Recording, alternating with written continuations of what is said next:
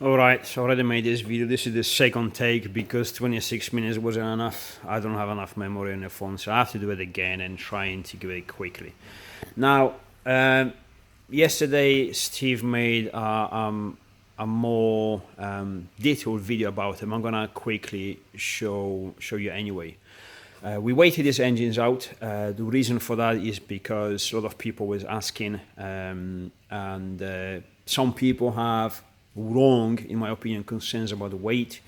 And yesterday our customer was asking about this because we're doing a full track preparation with this car. This is going to be a proper monster, which I kind of like it.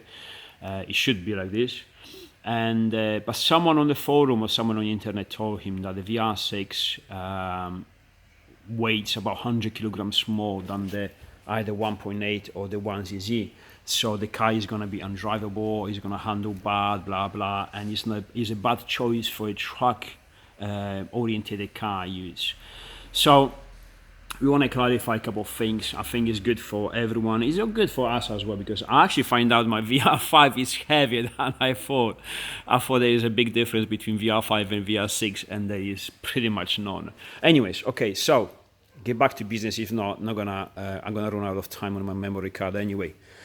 So the 1.8 20 valve turbo dressed, so with the plenum, with, as you see it here, with a bigger exhaust and a bigger turbo. So let's say we are simulating about between 400 and 600 brakes, okay, so about 500 brakes. I weighted up, including the mount for the engine stand, just to add some weight to simulate the bigger turbo and a bigger exhaust manifold, because you're not going to make 600 brakes on that turbo. And you need a bigger, a better exhaust manifold.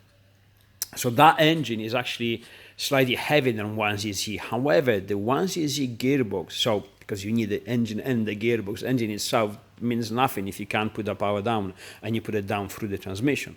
So the whole load, 1ZZ or 2ZZ with the transmission on, is only 5 kilograms lighter than 1.8 20 valve with the O2M transmission. O2M transmission, which is one of these, this is for my VR5. I just opened yesterday. I had to machine this because it's O2Q, not O2M. Again, it's not direct fit, but you can. Anyways, these are the transmissions. They are very light, strong, and cheap, and you can do a lot of stuff. Actually, I have my differential. This is we actually know what we had. We ordered a diff, and I thought it was just a normal limited slip differential as with the plates, and turns out this is a Torsen. And I'm a huge fan of Torsen diffs. I think Torsen is one of the best solutions for the limited slip differential. So anyways, this is supposed to be in my gearbox yesterday, but we forgot to order RMP bolts, and we forgot to get new bearings and the shim kit to shim it inside the gearbox. Anyways, back to us. So the whole lot, we can easily see there is no weight difference between the standard engine and the 1.8 20 valve turbo.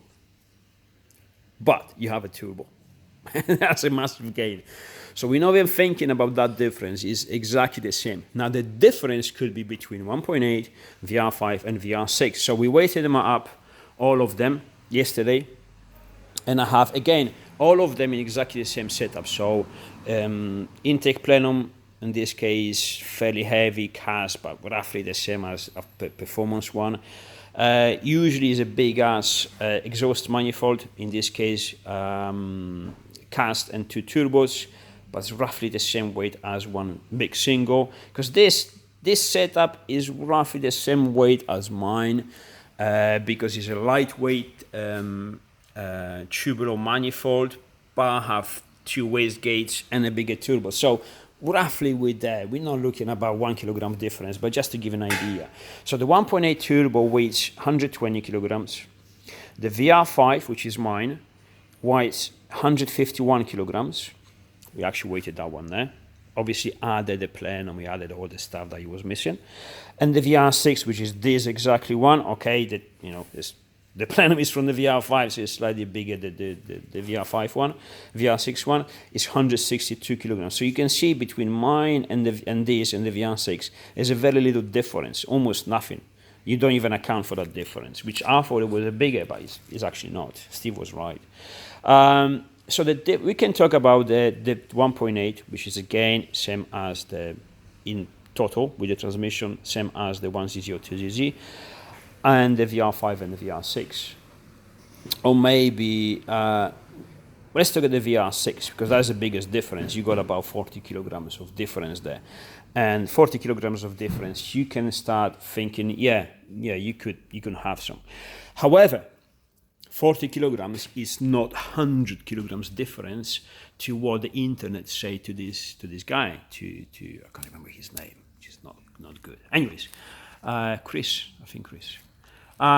So it's not that much. Now, there is one important thing to add to the weight. Everyone is talking about the weight difference, but no one is talking about the weight distribution. Now, top of the car, you can see from the top, the standard engine and 1.8, they are here, right? Now, 1ZZ is here, 1.8 is slightly here. So they here. As you can see, the VR is on this side of the bulkhead, pretty much. That's why we have to cut them off. I mean, you could go almost away without cutting out and just hammering out, but that would be making your life very difficult. So let's not talk about this. The weight distribution is quite important because it's not only, let's say, for example, the engine was behind the car there. Obviously, you're going to feel that much more than this, even a lighter engine. So, I think the weight distribution, okay, we're not talking the entire engine because it's tilted. It's not like the whole engine is there. The crankshaft line is almost in the same place. It is pushed more forward, obviously, it is. Its standard is probably there, this one is there. We don't have a proper measurements because I don't really pay attention. It doesn't really matter that much because we have the engine when it's possible to fit it, but it is closer to the front of the engine, of the car. But the whole thing is tilted, and because they are cast engines, the cylinder head is quite big because again is a VR, so everything is on this side. Again, like I said, in my opinion, well, not my opinion, this is physics. The weight distribution compensates for the weight gain, and in my case, is only 30 kilograms. So it really is fuck all, really. You can change the distribution. Some people mount the batteries up front. Like in my case, I'm actually gonna show you. It's not on yet. I don't even have the battery for this car, the one I'm gonna use. But for now, I'm using that one. I may use a lithium battery. I might use one of these, or even this one here. I don't know yet. Haven't made a decision. So that some people put fuel cells for the truck use up front to distribute the weight better. So if the weight distribution wasn't important, people, even in Japan, even in fast cars, they wouldn't, move the fuel tanks to the front. So again, I don't think there is any difference there as the handling goes. Now, if you're still thinking that you have to compensate some of the weight, which I may agree on this, if you have 40 kilograms more, just put slightly bigger tires. Obviously, regardless, you have to set your suspensions up to your weight. And if your car on the back has 30 kilograms more, you add some rating on your springs, slightly heavier springs. And instead of 225s, you run 235s. Or instead of 295s, you run 305s. Because guess what? Even on 15s for these cars, you can have 305 semi-slicks. That's incredible. And so, really, there is no downsides. Right, what I would do, because again, to everyone is different. Would I choose the 1.8 or would I choose the VR5 or VR6 for the track use? It depends. Everything is subjective. Now, around 500-600 brakes, these cars, these engines, they stay alive. These engines, they probably stay alive with a couple hundred brakes more at the same level, with the same comfort, roughly. Okay, that being said, you have to take into account the engine simplicity. All right. So, This one is belt driven. To change, say for example, to change the timing because it's worn out, it only takes you about half an hour. You don't have to remove anything in the car, in the chassis. It is actually very easy, including the water pump and everything. You can do it there. You don't have to remove the engine. To change, I show you on mine. Yeah, I'll show you on mine. Actually, no, I'll show you on this one.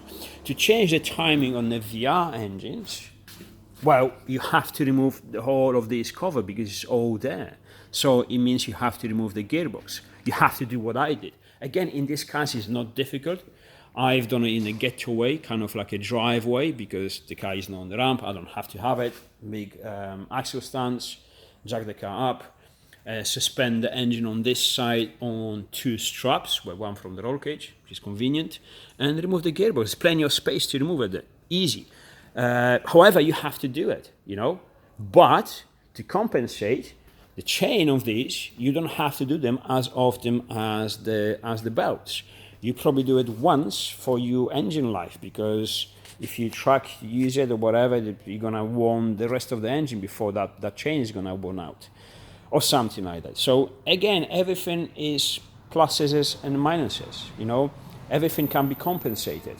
So choose what you want and then go from there. If I want anything more than 500-600 brakes, I probably go with a VR5 or VR6, because these engines, especially VR6, because now I'm questioning my choices, because this is 2.3 5-cylinder, that is 2.8 6-cylinder. It's gonna be way easier for the engine to make the same amount of power that for me. But if I'm okay with running these 500-600 brakes, it'd be fine. If I'm gonna decide to run that 700-800 brakes, it's gonna be exactly the same fine. You know, it's gonna be as durable. 1.8 800 brakes is not gonna be as durable as the VR6. Period. So you know, it depends. The beauty of this is that there's many engines, so you can do whatever you want. You can fit them longitudinal, you can put V6s, straight 6, V10s, V12s, whatever you want, right? Turbo on a standard 1cc, whatever suits you.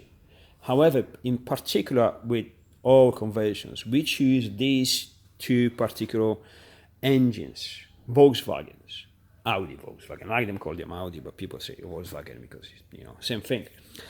Anyways, as the 4-cylinder engines goes, this is one of the best engines out there. Not the best because the internet is going to explode, but one of the best for the efficiency, for the strength, for durability, and especially for simplicity. These are extremely simple engines and still deliver a lot of efficiency. And that is very important when you have to work on them, when you have to build them, when you have to rebuild them, when you have to service them. The aftermarket parts are everywhere. The whole world has plenty of them. So they're available, they're cheap, and there's quite a lot of good knowledge about them because loads of people use them in different classes of motorsport. You know, in Formula classes, hill climbs, in single seaters, in everywhere. Rally cars, knowledge of them is, you know, huge, and that is a very positive. You don't want to start with something that you're gonna experiment with because it's gonna be at the cost. So with this, you know where you're going. VR6 and the VR5 engines is exactly the same. It's a different engine, but what I say here apply to these engines either. So even if you think that in this case, for example, let's take this as an example, even if this customer thinks he may not doing the right choice of the engine, it should go 1.8 instead of VR6, or it should go VR6 instead of 1.8. At the end, it doesn't really matter because you can't make the wrong choice. The result, regardless, is still gonna be fucking awesome. Period. Now, again, when it comes to weight, stop. there's not much difference, and that difference is compensated. The lighter the engine is for the back, so it's easy to work on it. The heavier a bigger engine is for the forward. Yes, there's more work to do because it's a removable bulkhead.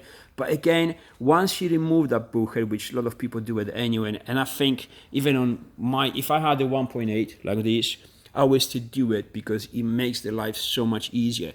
Now, you can remove the plenum without having the removable bulkhead. That is true, absolutely true, no problems. But having that removable bulkhead, it makes it even extra easy. So it's not a bad thing, it's a good thing. So there are different ways to see this stuff, you know.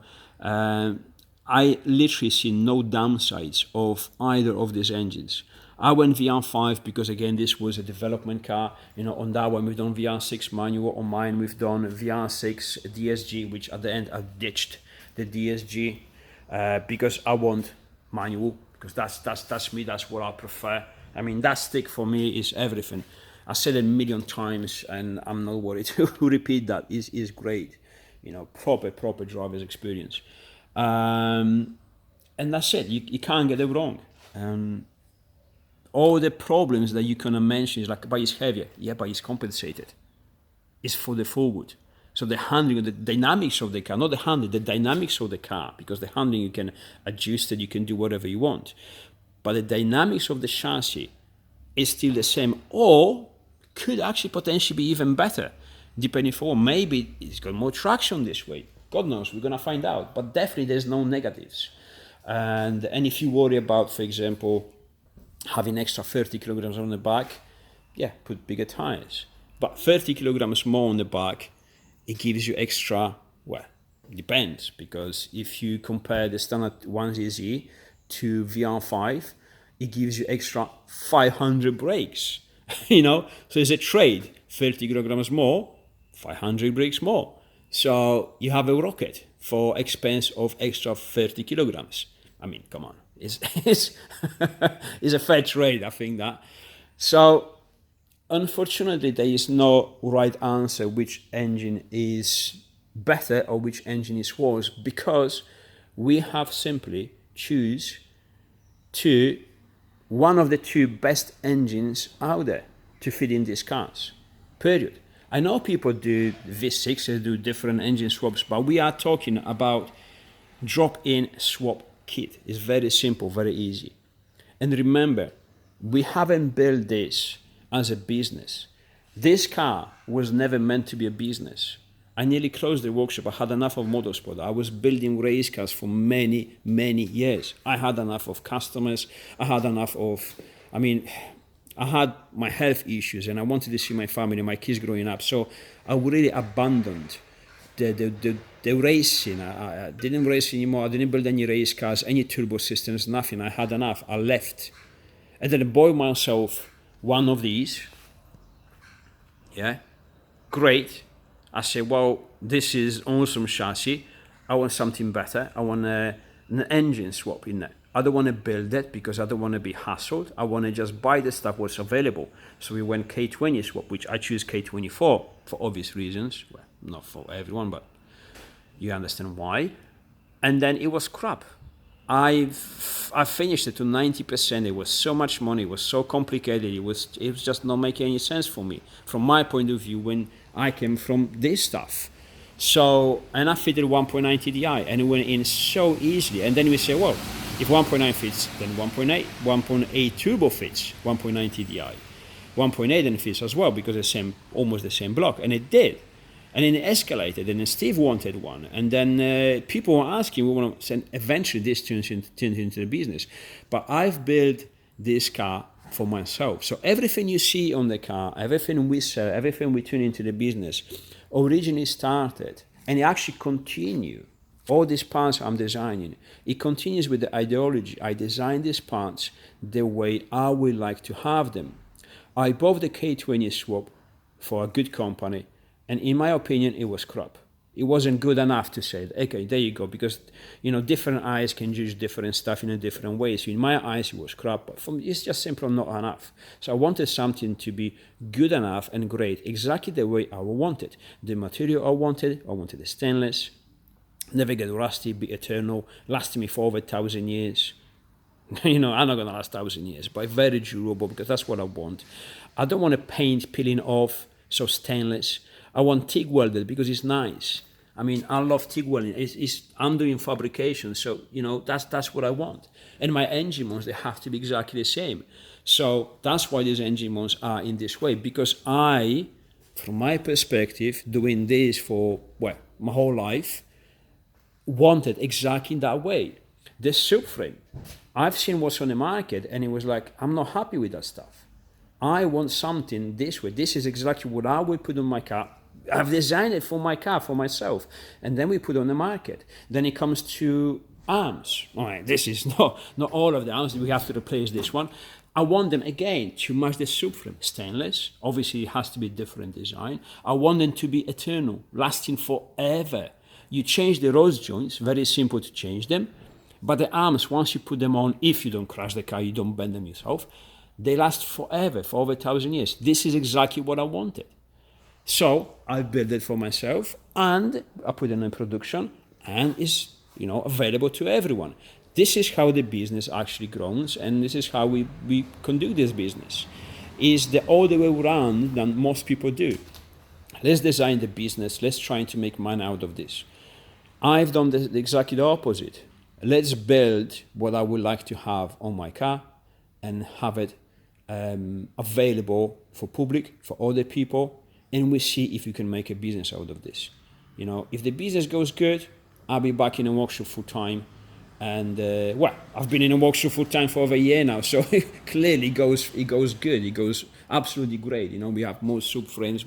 We're selling stuff all over the world, and I wasn't expecting this. I just thought we're gonna have a few cars, make a couple of people happy, etc., etc. And now we're selling this stuff worldwide. America and Australia is probably our biggest market. We even have questions from Japan, which we know what that means. It's loads of stuff, and but we are sticking to these engines. 1.8, 1.9 also, because whatever fits 1.8 fits 1.9 TDI. I know 1.9 TDI was funny as hell. I still have the badge on it, on my bumper. What is it? It was great. Anyways, hope this helps. I know it doesn't, because I can't tell you which one is better, because there is none. I think just choose what you want. If you want more power that you can handle, if you want 1-to-1 ratio, if you want a car that weighs 900 kilograms and 900 brake horsepower, a vr6, I think that's pretty obvious. Truck use, fast car, I don't know, both of them, depending what power you're comfortable with. There's a guy who wants VR5 NA on throttle bodies. He's not concerned about the power, he's concerned about driving experience. And this guy probably has a lot of experience on track use, because only people who have experience of track and racing say that. So you can't get it wrong. You have so many options with them. Anyways, signing off. I hope this wasn't too long. Also, Steve's video is gonna come up, and we talk a lot more about this, more in the details, so it's worth watching. Alright, I'll see you soon. The subframe is really good, and that's not upside down anymore. Because the first one was with everything upside down. Waiting for the arms, because mine are rusty. I'm gonna clean the hubs and all the stuff. Hopefully the stuff arrives, the bolts and the bearings arrives from my diff. I can assemble the gearbox, which needs cleaning, and put it back on. We have drive shafts back in stock, so I just put them on, and I have to build myself a set of arms. All right, I'll see you soon.